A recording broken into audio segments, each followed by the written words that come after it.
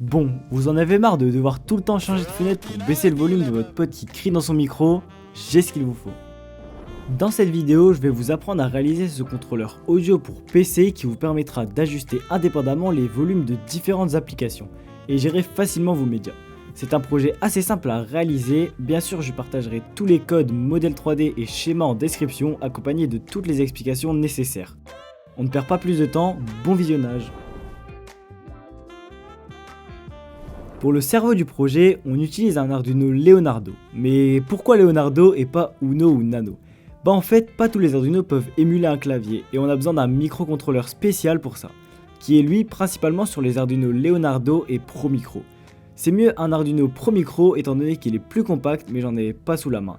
Donc si vous comptiez acheter, prenez un Pro Micro. Pour les 3 touches, on utilise des switches de clavier mécaniques et des keycaps. N'importe lesquels font l'affaire et en général on en a des supplémentaires dans les boîtes de clavier, donc zéro dépense.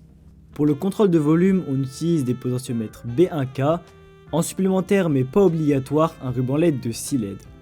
Et pour finir, une imprimante 3D. J'imagine que vous n'avez pas tous chez vous une imprimante 3D, mais c'est aussi possible de le faire en carton ou autre. Je vous mettrai en description le schéma de la face avant pour pouvoir quand même faire le vôtre avec les mêmes mesures. Voilà pour les principaux composants utilisés. Pour le reste des outils, vous devriez avoir ce qu'il faut chez vous.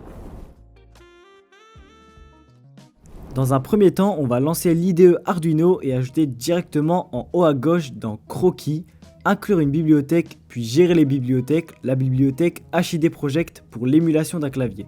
Sans ça, vos 3 touches ne fonctionneront pas. Pour la partie code, étant donné que je suis pas très bon, j'ai demandé à un bon ami de m'aider. Une fois fait, je copie le code et après quelques modifications, la partie bouton est prête.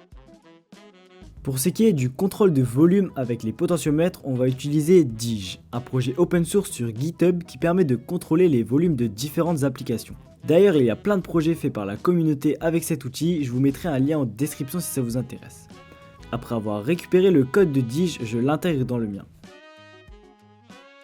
Et voilà, la partie code sans les LED est prête. Le code est dispo dans la description, je vais donc le tester en branchant un potentiomètre et un switch. Pour tester les switches, lancez n'importe quel contenu multimédia et testez le clic. Perso, je l'ai mis sur Play Pause et ça fonctionne parfaitement. Et pour tester les potentiomètres, on va aller tout en haut à droite de l'IDE dans Serial Monitor ou Moniteur série et on peut voir qu'il y a 5 nombres. Et en tournant le potentiomètre, un des nombres va de 0 à 1023.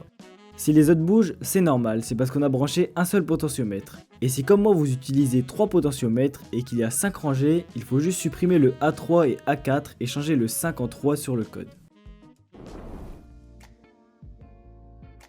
Pour le design, je me suis inspiré d'un projet que j'avais déjà réalisé auparavant et du Stream Deck Plus. Et c'est en commençant la modélisation sur Fusion 360 que je me suis dit que la partie du milieu était assez vide et que ça serait cool d'ajouter une fonction LED. J'ai donc modifié le code pour intégrer un ruban de 6 LED RGB avec un petit bouton poussoir pour changer la couleur. J'ai configuré quelques couleurs mais vous pouvez mettre n'importe lesquelles en pré-réglage qui change à chaque clic sur le bouton. J'aurais aimé faire un truc un peu plus poussé avec un ruban adressable mais j'en avais plus en stock. Une fois la pièce finie, je l'imprime et la peins en noir parce que je n'avais plus de filament noir. J'imprime aussi les knobs pour les potentiomètres et vous devez vous demander pourquoi la pièce est ouverte comme ça. C'est parce que je voulais tenter une fermeture avec des fines planches de bois, ce qui rend vraiment pas trop mal, mais si vous préférez une box full noire, le fichier 3D complet est dans la description, avec celui que j'utilise et celui des knobs. Mais si cette option vous intéresse, je vous mets à l'écran les mesures pour que vous puissiez le refaire avec n'importe quel matériau. Une fois la coque finie, j'assemble toutes les pièces et je vais couper les broches de l'Arduino pour optimiser la place. Je vais donc maintenant pouvoir tout souder comme à l'écran.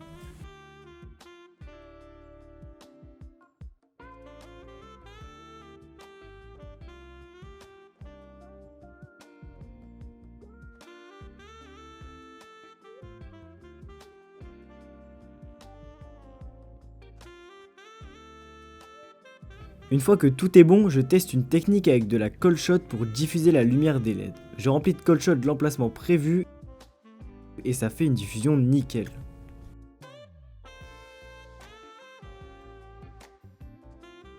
J'ai donc coupé le surplus et surtout ne faites pas la même erreur que moi, de repeindre par dessus, même avec du ruban de masquage, parce que ça m'a fait des petites traces noires qui gâchent un peu l'effet de diffusion néon.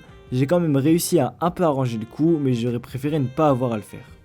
Pour finir, je visse et colle les derniers éléments en faisant un trou pour le câble et je place le bouton pour changer les LED à l'arrière.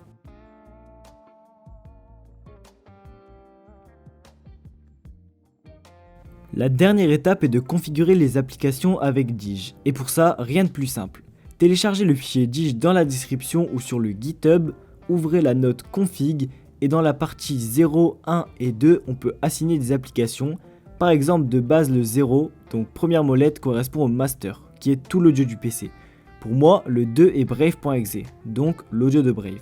Surtout pensez bien à mettre le bon port comme de l'Arduino. Si vous avez un doute, lancez le gestionnaire de périphériques, débranchez le câble et dans port, com et LPT, regardez le chiffre quand vous rebranchez. Si vous n'avez pas bien compris, des instructions sont dans la note et je vous les ai traduites dans la description. Voilà, plus qu'à lancer l'application Dij, c'est normal si aucune page ne s'ouvre et vous pouvez vérifier dans le mélangeur de volume si tout fonctionne. Si tout est bon, bravo, vous avez fini le contrôleur. Si vous avez la moindre question ou le moindre problème, n'hésitez pas à demander de l'aide dans les commentaires ou en m'envoyant un DM sur Insta. La vidéo est assez courte mais je pense avoir tout dit sur le projet. Je compte faire des vidéos plus poussées sur des plus gros projets. C'était la première vidéo comme ça, j'espère qu'elle vous a plu et vous a aidé. N'hésitez pas à me le faire savoir dans les commentaires. Tous les liens, schémas et codes sont dans la description. J'ai essayé de faire un truc bien clean. Sur ce, prenez soin de vous, c'était Tidelite, ciao.